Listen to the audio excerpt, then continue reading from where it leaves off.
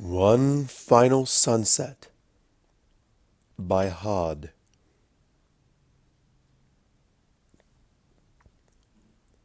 Most ponies thought of the world of Equestria as endless, an infinite world.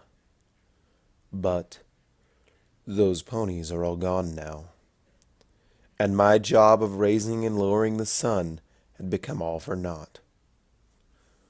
Most ponies think, or thought, that the end of Equestria would come in a huge fireball and would bring about destruction of immeasurable power.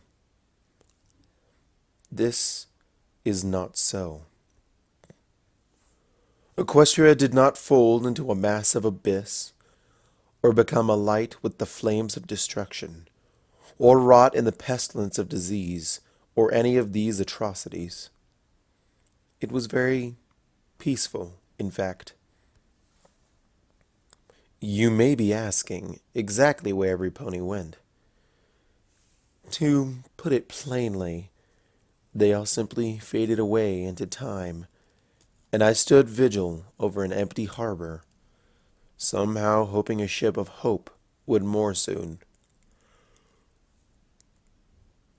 This, I soon realized, was silly, but it was what kept me going. I, just as every pony else, have reached the threshold of age. Even my younger sister Luna has perished before me.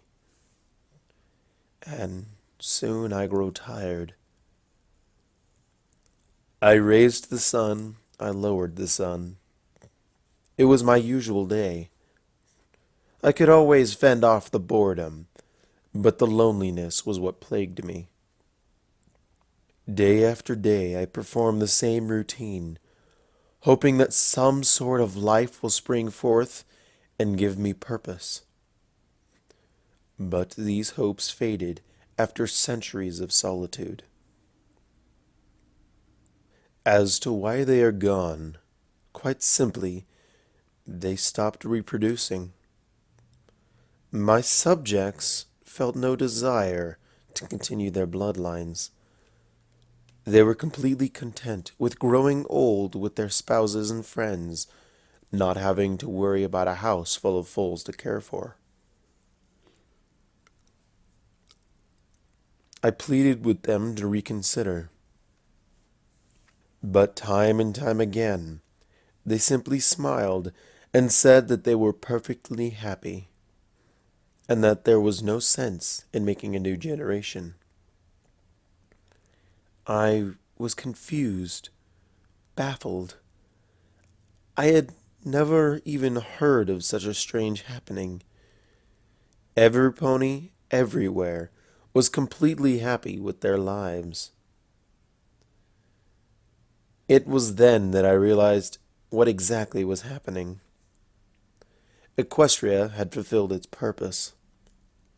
All three races, Pegasus, Unicorn, and Earth, lived in perfect harmony. It was said that Equestria was created to mature its inhabitants, to prepare them for what lies beyond their mortal domains. For the most part, this was dismissed as old folklore. But in the closing years of Equestria's race, I realized just how far they had advanced, and how much truth that old adage held. Even in the days when the elements of harmony were used, nearly a millennium ago, I had never seen such a perfect society. Not a single pony performed a selfish deed or left a friend forlorn.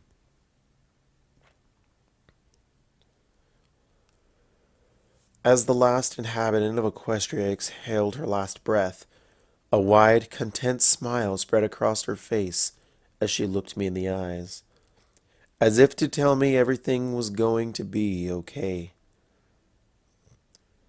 A single tear rolled down her soft, weathered cheeks. Her old frame shuddered slightly, and she was still. I looked down upon my younger sister. upon the alicorn that stood beside me for centuries. Whatever grief I felt was now gone. Wherever they were going was where they wanted to be, and they were ready. Equestria had become the perfect world, and thus was ready to fade away. I bent close to her, my muzzle to her ear, and whispered a last goodbye. Centuries after the last friend I'd known faded away, I still raised the sun and moon and kept vigil over a vast empty land. For the first time in my long life as ruler of Equestria, I felt at rest. No evil threatened my subjects. No violence or crime was committed. No issue called to my attention. I often looked up at the sky, looking for an answer, some recognition of my existence. On particularly starry nights, I'd stare up and think of Luna, counting each one, admiring her handiwork. A smile would creep across my face as fond memories of her and others invaded my mind. Luna was one of the only ponies I still knew the name of. After a couple hundred years alone, keeping names isn't exactly top priority. Still, at least knowing the identities of those that have moved on would at least hinder the loneliness.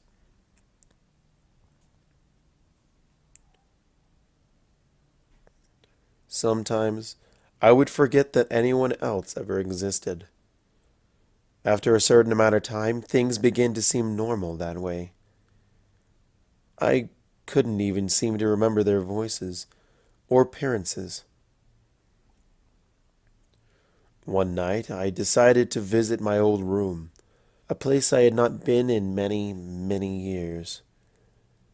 I entered, pushing the large wooden door aside. It creaked as dust fell from the hinges, a testament to its lack of use.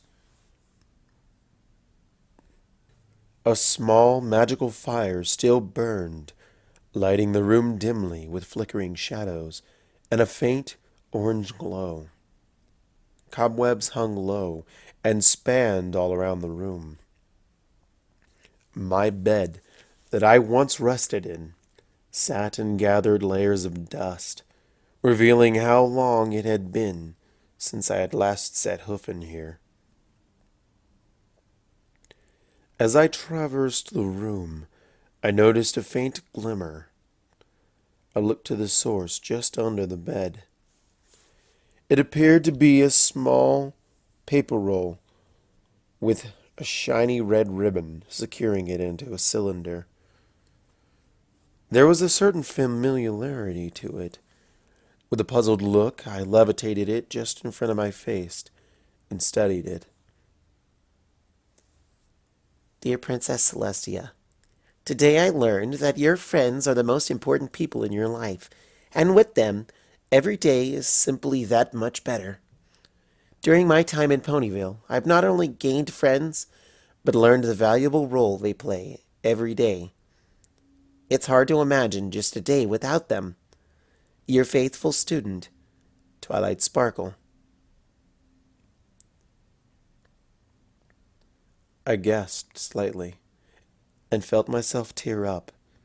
This was the closest to any communication I've had to a pony in centuries. In a rush, it all came back. Twilight Sparkle, Applejack, Fluttershy, Rainbow Dash, Pinkie Pie, and Rarity. I hurriedly peered under the bed once again and discovered a plethora of others. I tugged each one out and read it. Sure enough, they were all addressed from my faithful student, Twilight Sparkle. As I scanned each parchment, every memory flooded in. I remembered nearly every encounter with the 6 incredible ponies, and even Spike. I remembered that battle with Discord. I remembered the time Twilight nearly went crazy trying to send me a letter. I remembered the marriage of Cadence and Shining Armor. All these years, my memory has faded. There's been nothing to remind me of the past, nothing to affirm my memories. A small smile formed amidst the tears, and I clutched the letters close, as if to guard them for my life. They were my last connection to the world, and one of the only things to remind me of the wonderful life I and many others had lived. I stood, hearing my joints pop. The youthful memories I'd just recounted were a stark contrast to the present. I was getting older. I could feel it. Walking long distances now took energy from me, and my magic had become less powerful. Bringing the sun to attention had never troubled me before, but now it seemed a chore. I walked about the gardens, admiring the handiwork of those who created it. Shrubs sat perfectly trimmed, vexed by an everlasting magic to retain perfect shape. I moped from the hard granite steps and down into the cushiony green grass. The blades of grass and soft dirt felt wonderful. A cool breeze brushed against my coat, ruffling my feathers. I cantered down to where a small pond lay. The reflection that gazed back surprised me. The once vibrant alicorn I had known myself to be had become that of incredible age. My face wore lines of time, and my once vibrant coat dulled to a light gray. Even my mane had lost much luster. Once long and flowing, bearing sparkles of mysticism, it now hung low and draped over my shoulders. Even with this bleak realization, I smiled. It was funny, really, how I, the epitome of wisdom and infinite youth, now am cast in an ancient form, alien to even myself. I sighed, half with sorrow, half with relief. All this would be coming to an end soon. I could feel it. Equestria's days were numbered, and I knew it. I only had so much strength left in me. Every day became more and more difficult. The sun seemed to weigh infinite tons, making it nearly impossible to keep at full mast, so to speak. Harder still was the moon. Not even particularly in my domain, the moon took far greater energy to cycle through, as it had been intended to be moved by my younger sister. I had never truly learned Luna's skill for it, and now it was far too late. In the closing days of my life, I gave up on the moon, allowing it to sink forever into the void.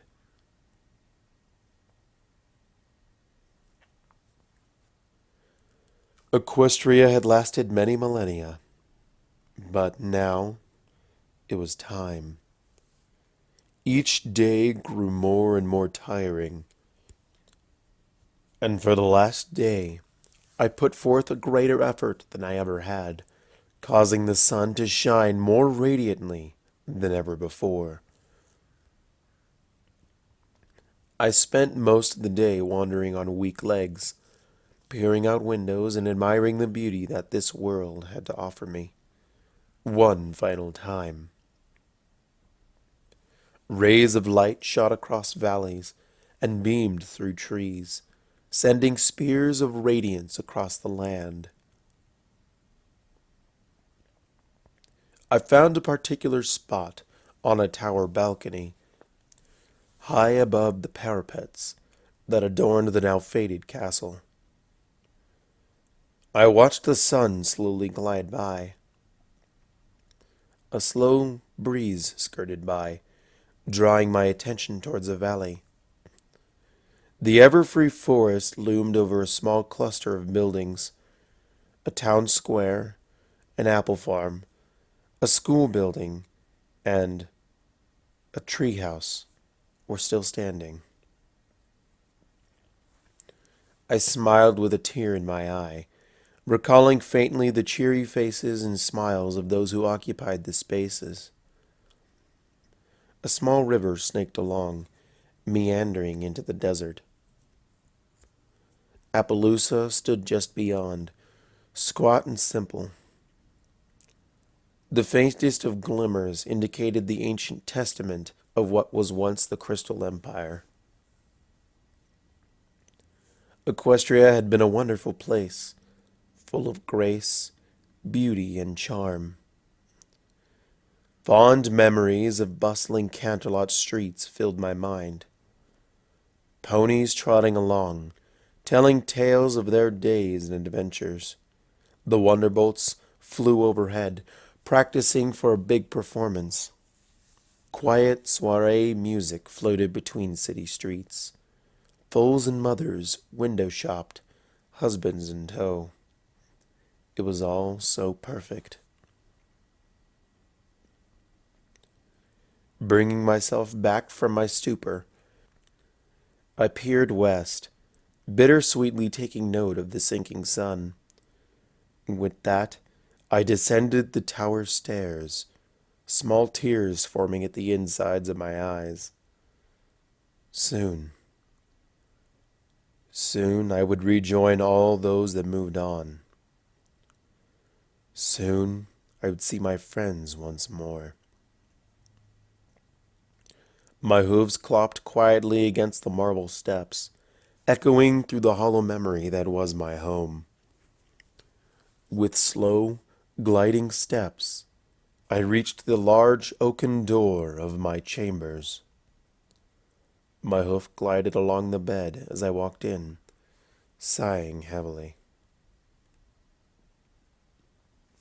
Clambering into my bed for a final slumber, I glanced out the window. A cool breeze rolled in and caressed my face. Clouds floated silently across the evening sky. Orange streaks painted the sky wonderful colors, intermixing with beautiful shades of red and pink. Tiny specks of stars began to shine through the creeping tendrils of light. My eyes are now heavy, and I'm breathing deeply. I can't help but smile. I've been waiting so long for this, to see them all once again, and to create one final sunset. I sing to myself, a tune I remember from the days that I enjoyed the most, just before slipping away into eternal peace. Hush now, quiet now, it's time to lay your sleepy head. Hush now, quiet now, it's time to go to bed.